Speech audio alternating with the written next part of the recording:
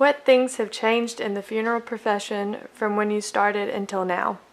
Well, back when I first got out of mortuary school in the early 80s, we barely did maybe one cremation a month. Now it's almost a third of our business. So I'd say the cremation industry has really increased in our business. How has visitations changed in the time you've been in this profession? Back when I got out of mortuary school, basically every funeral had a visitation the night before, usually went all the way up till 9 o'clock. Now, probably half of our burial funerals, traditional burial funerals, we have the visitation an hour prior to the funeral. What is your opinion about distance education?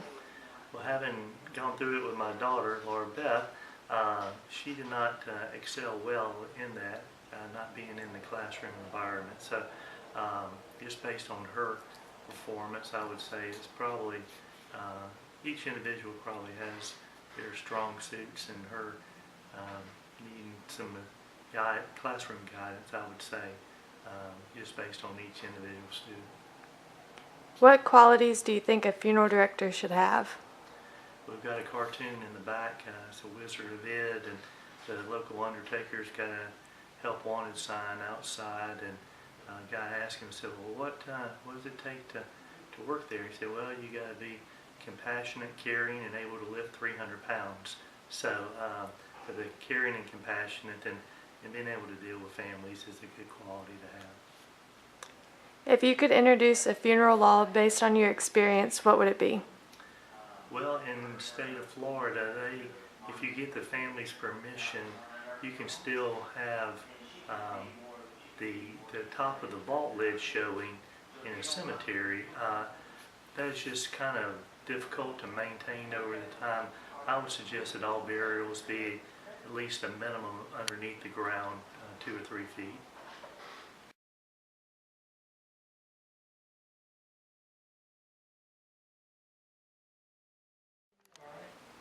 What is something that you learned while in school that you've continued to use throughout your career?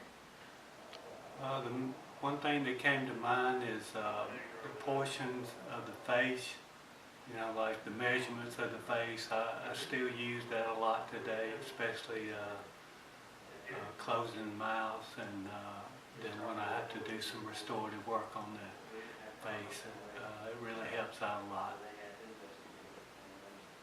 What has your experience in the funeral profession been like? It's been really good. There are times, when you're up at night that you wish you were doing something else, but it's been real rewarding.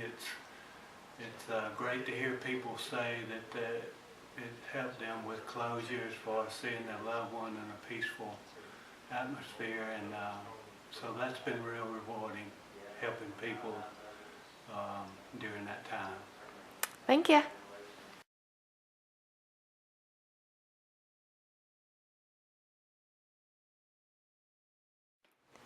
What was your apprenticeship or training like?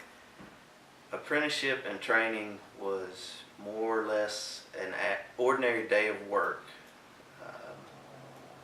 A lot of knowledge acquired from other funeral directors and embalmers. How has OSHA changed throughout the years? I have learned that OSHA is really out there. At my previous employer, I had to do an actual embalming in front of OSHA representatives, finding that they are very interested in the levels of formaldehyde that embalmers are being exposed to.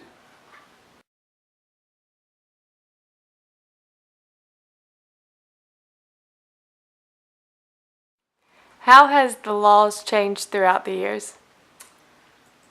I would say the laws have gotten more and more strict for the past few years. I've only been a licensed funeral director for the past 10 years, and I can tell just in my short experience that the rules are getting more and more strict as far as having to get all the family to sign cremation paperwork, the funeral home having to keep records longer, having to get more records, signatures required by everyone, is how I would say that laws have changed in the past few years.